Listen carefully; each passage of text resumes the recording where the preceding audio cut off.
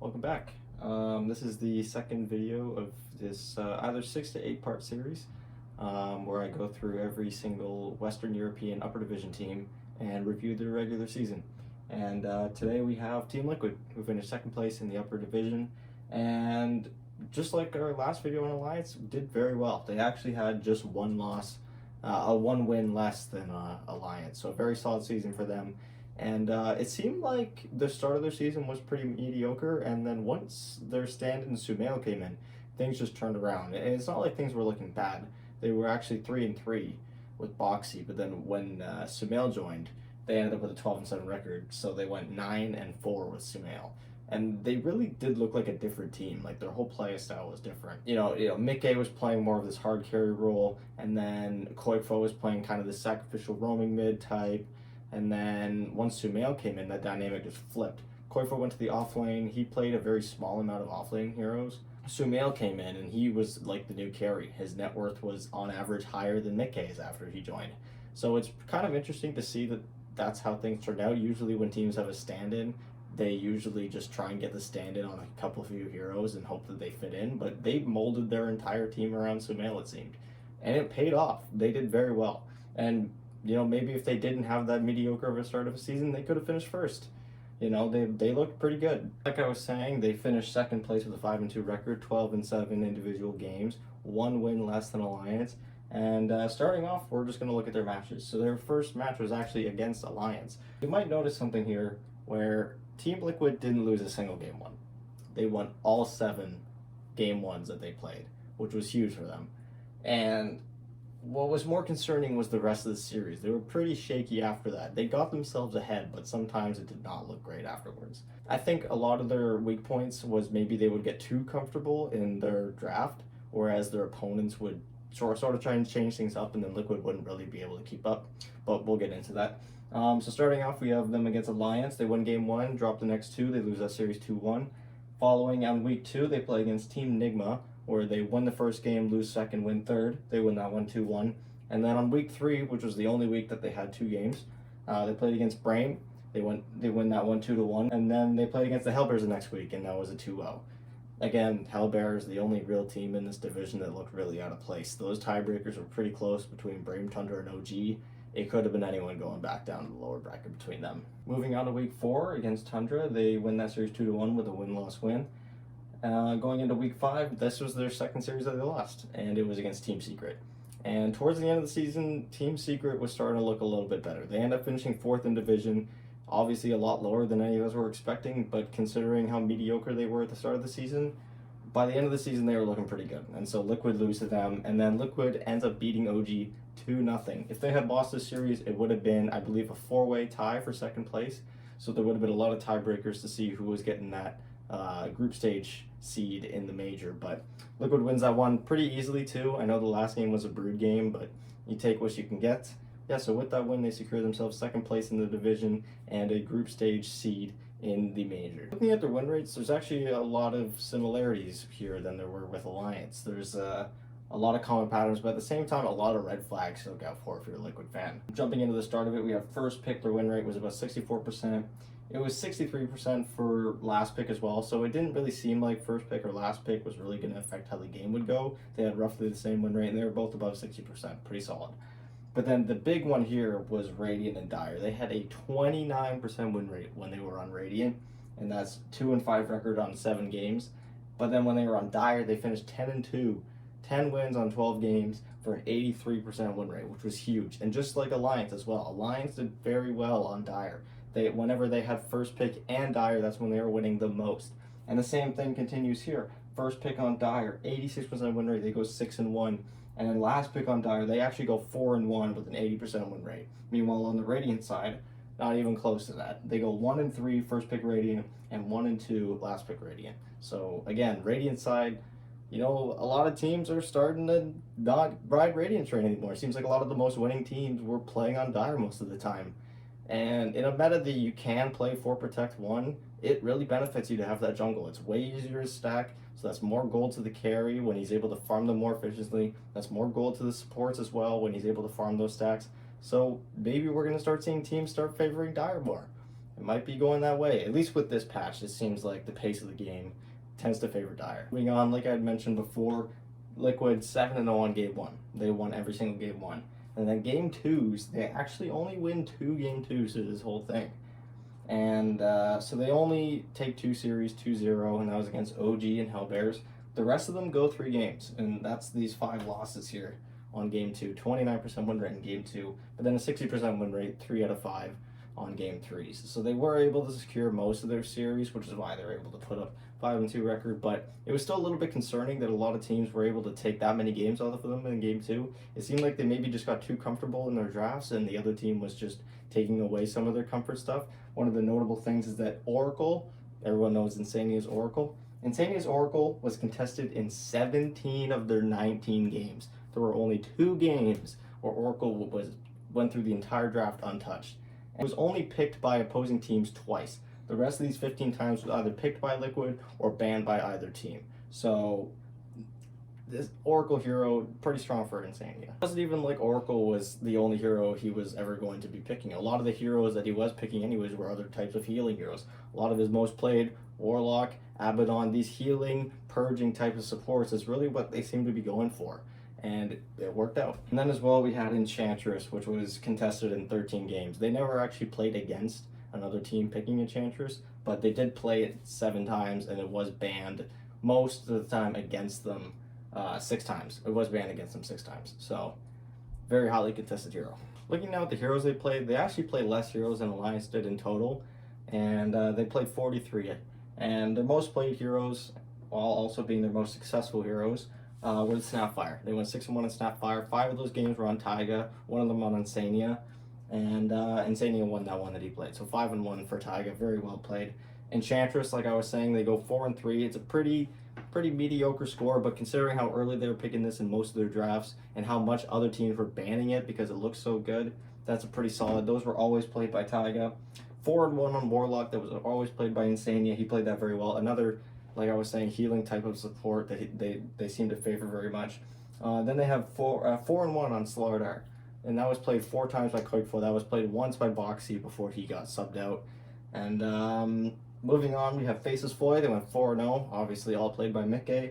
And then Tiny, which was 4-0, and it was actually played by 3 different players. It was played once in the carry role by Mickey, once in the mid role by Sumail, and twice in the mid role by Quakefa before Boxy was subbed out. Looking now at their best heroes overall, like I said, Snapfire 6-1, Faceless Void 4-0, and then Tiny 4-0. And yeah, played by 3 different people. It's just a solid hero. And it was never played in the support role. A lot of the casters and analysts on the panel, if you ever watch this stream, were really shitting on support Tiny. And they didn't play any support Tiny at all. They were picking this Tiny pretty early some of the times, and they always ran it in a core role. And it always looked good. Now looking at their worst heroes, they had an 0-3 on Sand King, which was actually played twice by Quakefa. Once where he played at mid before Boxy was subbed out, and once where he played in the off lane after he was subbed out. Grimstroke went 1-3, played 3 times by Insania, and I think it was played once actually by Quakefa mid. That was in their first series against Alliance. And then Void Spirit went 1-2. They didn't really have a lot of bad heroes, so I had to be nitpicky. 1-2 is not that bad of a record. It was played twice by Boxy in the off lane, and then I believe it was played once by Quakefa, if I'm not mistaken, but I could be wrong on that. Now I actually have a new thing, and I was curious to look at it against Alliance, and I did, but I didn't really have space to put it on the board. And that was like most banned, either for Liquid or against Liquid. And when I was looking at it against Alliance, a lot of the teams were banning Tiny and Puck because obviously Puck was very strong near the start. A lot of teams were favoring Puck very much and first picking or first banning it at the start of the season. Also, you had Limp's Tiny, who also was very good at Puck. So it was just Alliance had that ban against them, but again, I couldn't fit it on the board. So if you guys are interested in seeing more of this, let me know, because it was really interesting to see that Liquid, the hero that they banned the most, they had banned a total of 52 different heroes, and they banned Troll Warlord 9 times, Lifestealer 7 times, and then Tide and Morphling 6 times. They were really favoring the carry role when they were banning, and it seemed like they just wanted a lot of carries that couldn't burst or get on top of Insania's hero, because he was usually playing these squishy backline heroes like Oracle. Whenever he would play Oracle, he would usually ban heroes like Lifestealer, like Slark, stuff like that can jump him. So that was pretty interesting. And then the most banned against Liquid, Oracle. I don't think that's any surprise. It was banned 11 times against them. Faceless Void was banned 7 times against them as well. Obviously, they did very well with Faceless Void. They went 4-0. And then Brood, who was banned actually a lot near the start of the season against them, but not so much near the end. That was banned against them 6 times, as well as Enchantress and Slardar. A lot of their very good heroes getting highly contested in their games. Now looking at individual players, I'm going to kind of try and break it down a little bit to the pre-Sumail and post-Sumail entrance to the team. What I mean by that is I'm going to be showing kind of the net worth difference and the net worth distribution from the team and show you just how drastic the change was to the roster. Starting off with Mickey, he played a total of 10 different heroes. Faceless Void 4-0, like I said, Juggernaut 2-2, and he actually played Mars, and he went 2-0 on it. In one of those games, he actually played it in the off lane. Quakefo went and played Lone Druid carry in one of the games after Sumail had joined. So a little bit interesting there, showing that they're one of the most versatile teams in Dota. They are not afraid to lane swap if the game's good or if one of their players is more comfortable on a hero. And looking at his net worth before the Sumail change, he was getting 23.2k. That's on 6 games, so it's a small sample size, but it's a pretty decent amount. And then after Sumail comes in, 17.9k net worth average. That is a huge difference to the team. Now looking at Sumail, he played a total of 8 different heroes in 13 games. So he actually played quite a bit of different heroes, which, like I was saying earlier, is kind of unusual for stand-in. Usually a stand-in on a team, they kind of just try and find him 1 or 2 or 3 maybe heroes to play, just so that they don't have to worry about as much as molding with the team as much as just trying to play well. And so he plays Leshrac, goes 3-1. He plays Morphling 3 times, goes 2-1. And then he had a bunch of heroes where he was either 0-1 or 1-2. I figured I'd put Tiny on there. He looked the most dominant when he played Tiny out of all the other heroes. And that was also against one of the tougher teams too. I believe that was against Tundra. And they were looking pretty solid this season. And his average net worth was 19k. Average GPM 620, 678, and average KDA 6.28. Now looking at Quakefo, he played 11 different heroes in 3 different roles. Like I said, he had that one game where he swapped roles with Mickey and played Lone Druid carry. He played Slardar 4 times, went 3-1. Magnus 4 times, 3-1 as well. That one loss was to, I believe, Team Secret. And then he also went Tiny 2-0, and those were both played mid before the Sumail change.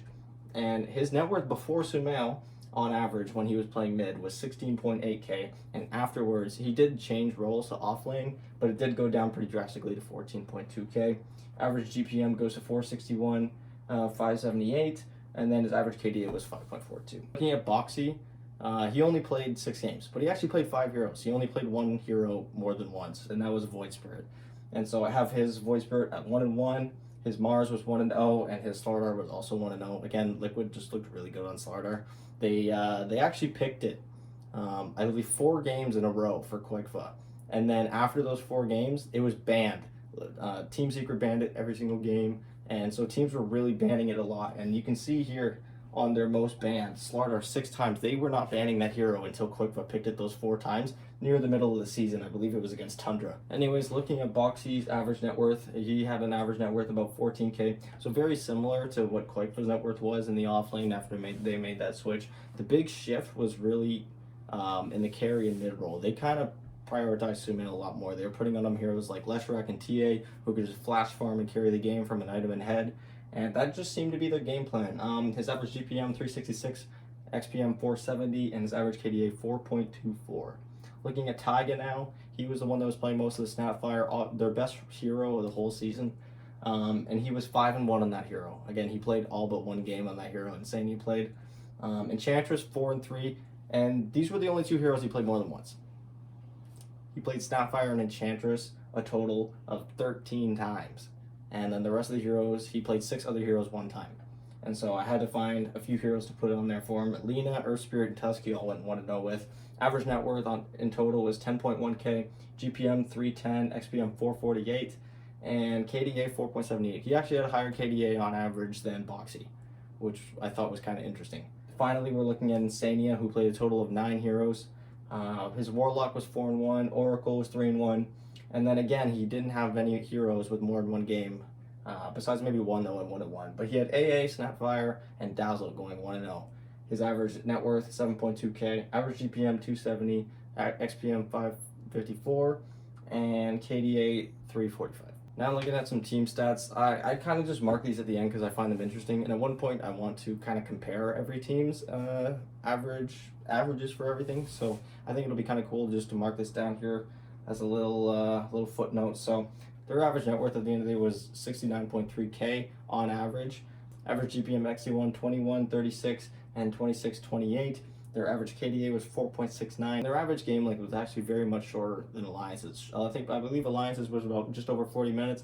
Team Liquid puts up a 35.5-minute average for their games. A lot of stomps when it came to them. They loved their broodmother, and it seemed like whenever Sumail was able to get going, they were ending games quick.